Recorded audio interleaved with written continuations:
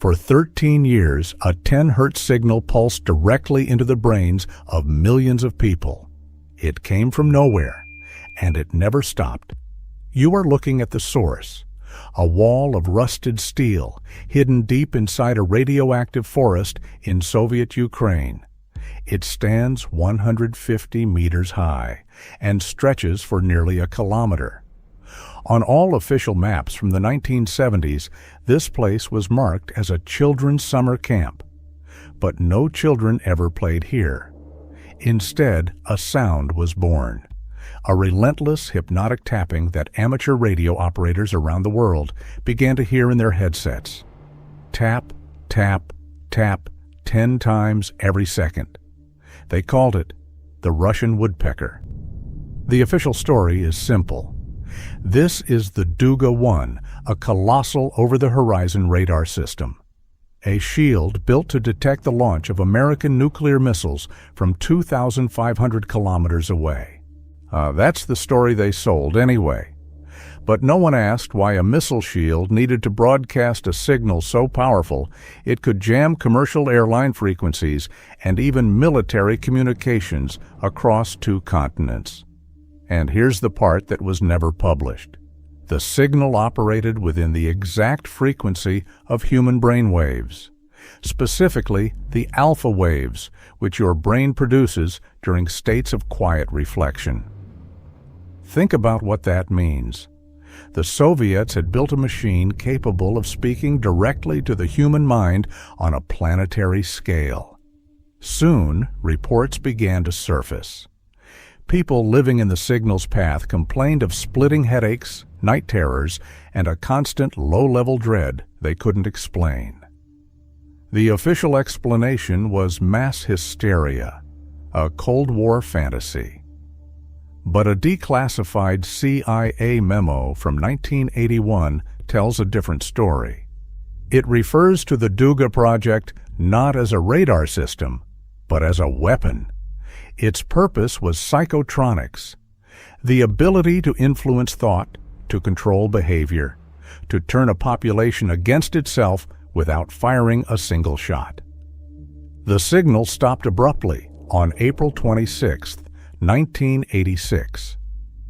The exact day the nearby Chernobyl reactor exploded. The official reason is that the area became too radioactive to operate. But what if that's a lie?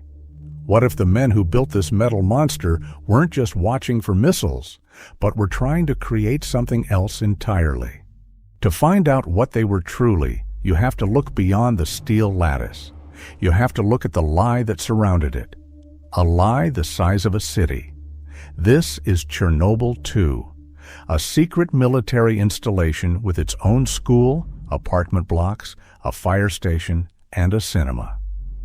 On every Soviet map, this area was a complete blank, a void, because for the 1,000 scientists, soldiers, and engineers who lived here, their entire world was dedicated to one purpose: feeding the monster next door. Think about that. An entire community, complete with children's playgrounds, vanished from public record. Their mail wasn't addressed to a town, but to a post office box in Kyiv, hundreds of kilometers away. The official designation was simply Object 1042. The level of secrecy was absolute, far greater than what was required for a simple radar installation. So you have to ask, what were they so desperate to hide? The answer wasn't just in the machine's function, it was in its cost. The project was overseen by a man named Fedor Kuzminsky, a brilliant but obscure radio engineer. He was given a blank check, and he cashed it.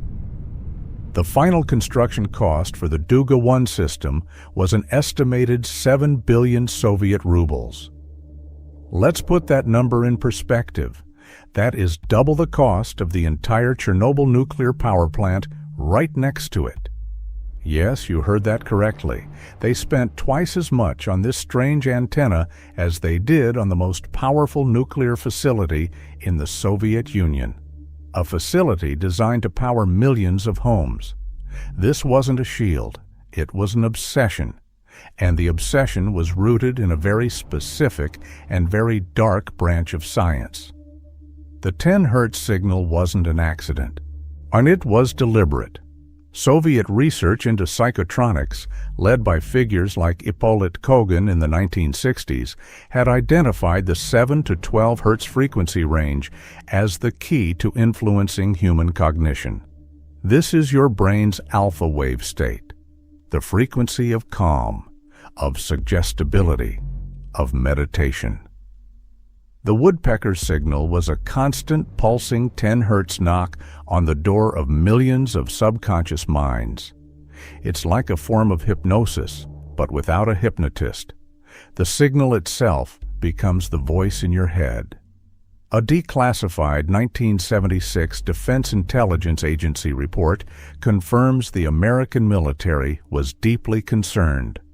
They wrote, and I quote, "Soviet research into microwaves for internal sound perception could be developed to the point where words could be transmitted." They feared the Soviets could plant thoughts directly into people's minds.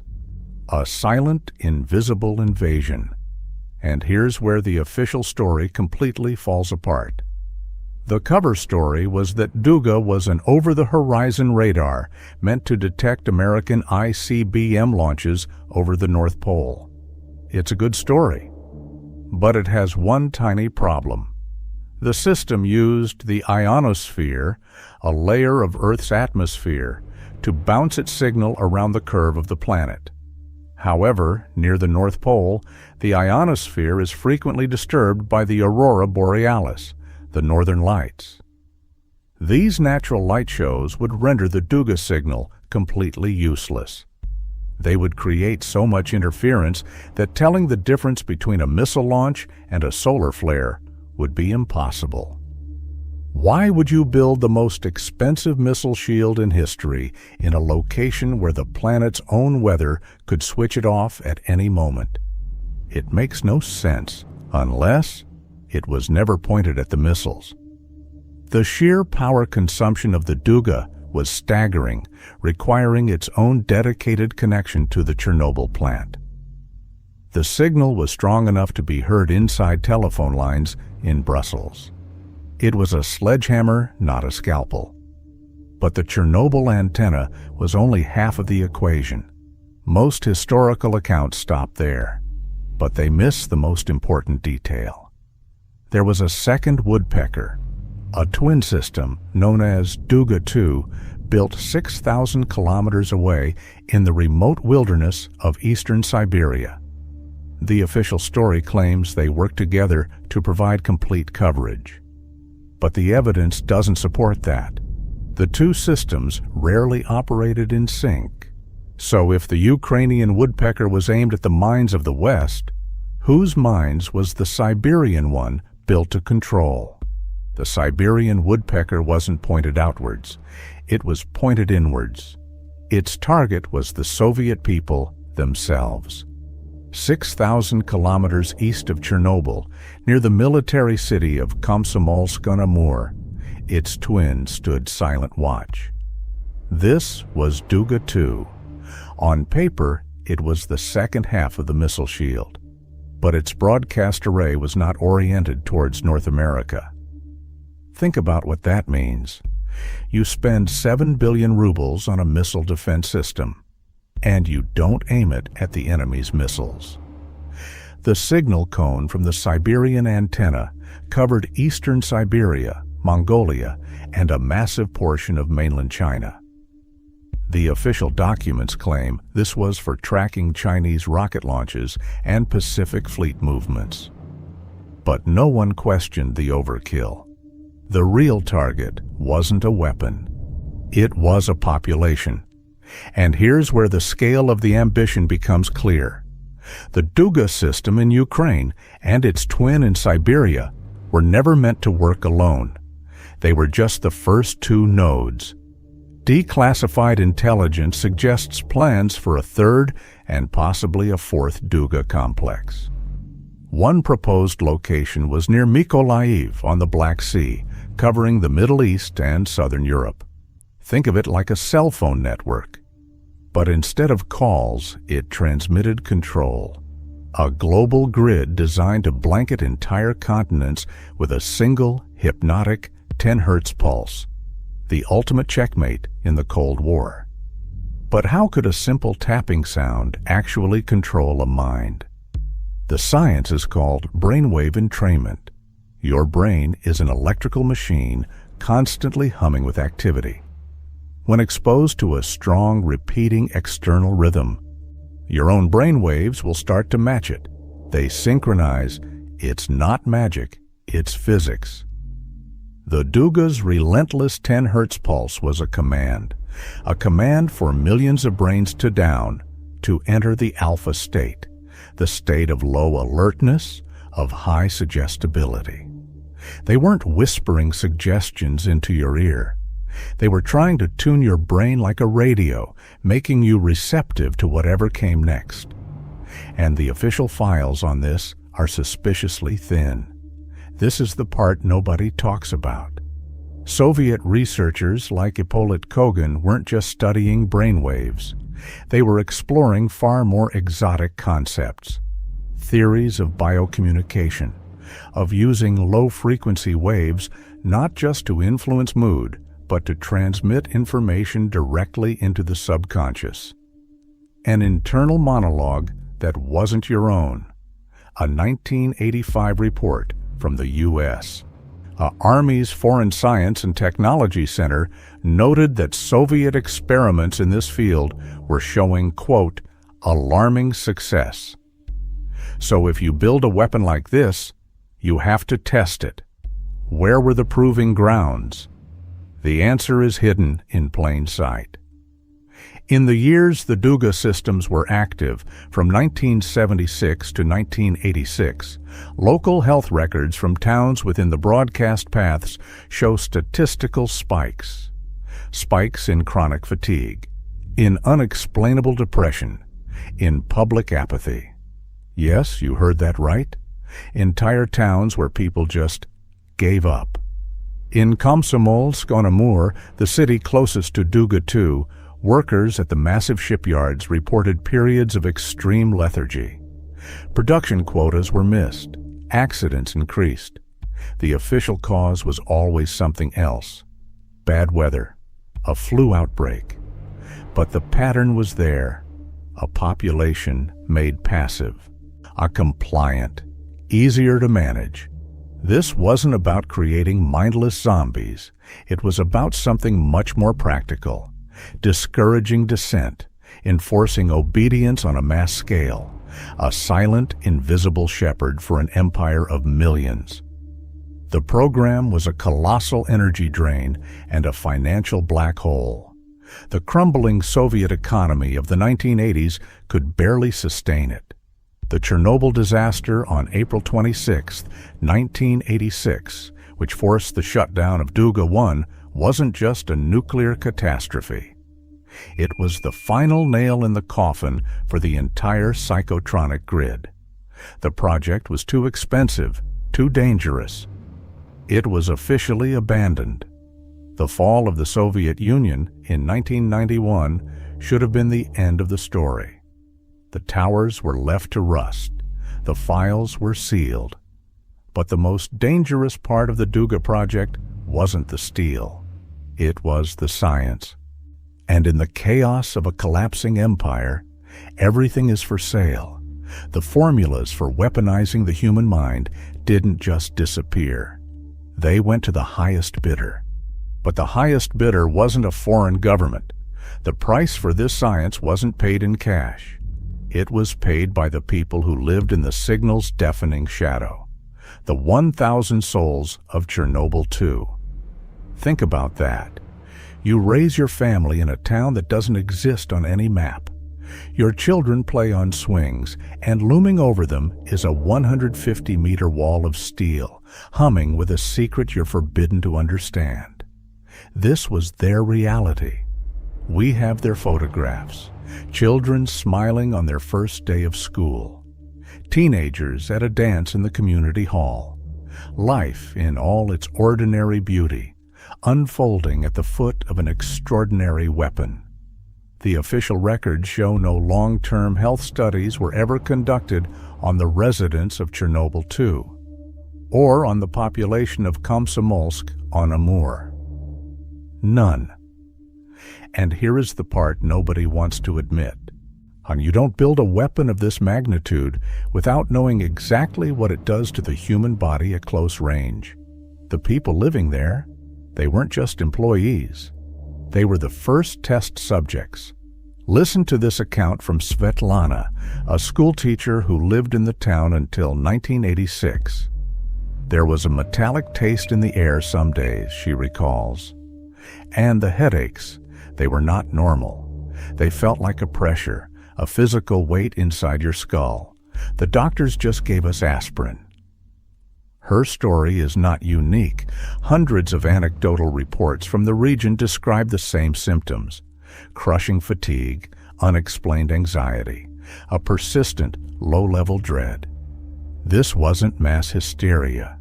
This was the result of living inside the laboratory. And then came April 26, 1986. The day the world changed. The day the reactor at the Chernobyl power plant exploded just a few kilometers away. At 1:23 a.m., the woodpecker signal, which had pulsed relentlessly for a decade, simply stopped. Imagine the silence. For the soldiers inside the Duga control room, it must have been like the world ending. The evacuation of Chernobyl 2 was swift and absolute.